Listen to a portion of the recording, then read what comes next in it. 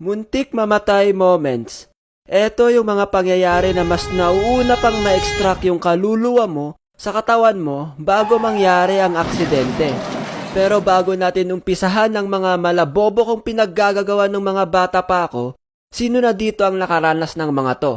Nadapa habang naglalakad, tapos kunwari nagpupush up dahil nakatingin si crush. Nauntog ang ulo mo dahil hindi ka tumitingin sa dinadaanan mo. O kaya nauntog ka dahil matangkad ka. Nauntog ang daliri ng paa mo sa paa ng lamesa. Nakaapak ng tae. They ask you how you are, you just have to say that you're fine when you're not really fine, but you just can't get into it because they would never understand. Nakaapak ng pako. Di naman masikit.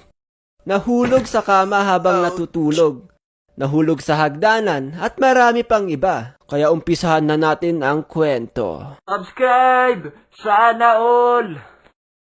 Noong mga bata pa lang kami, mahilig kaming umakyat ng puno. Kahit anong puno, basta may prutas na makakain.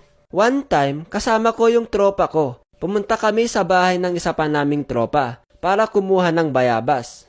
Pagdating namin doon, agad-agad kaming umakyat na 3 sa puno. Habang sarap na sarap kami sa pagkuha ng bayabas, may naririnig kaming kakaibang tunog.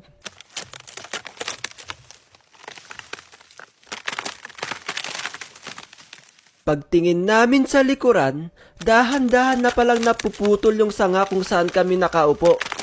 Pre, mamamatay na tayo, mamamatay na tayo. In the name of the Father, and of the Son, and of the Holy Spirit. Okinana. Akala namin, mahuhulog na kami. Buti na lang tumigil yung pagputol ng sanga. At dali-dali kaming umalis, tsaka nagtatawanan. Pero grabe, nakakakaba talaga yon yung mga time na yon. Pangalawang kwento.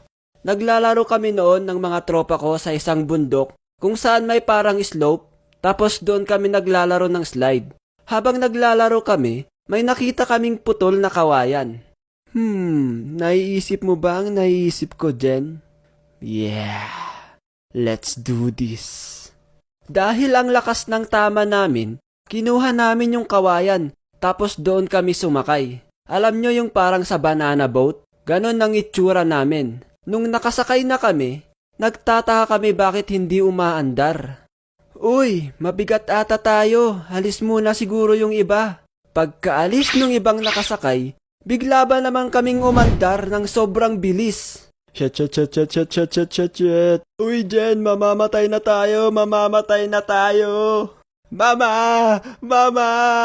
Buti na lang, tumigil yung pag-andar namin. Kung hindi, baka bumangga na kami sa mga kahoy na nasa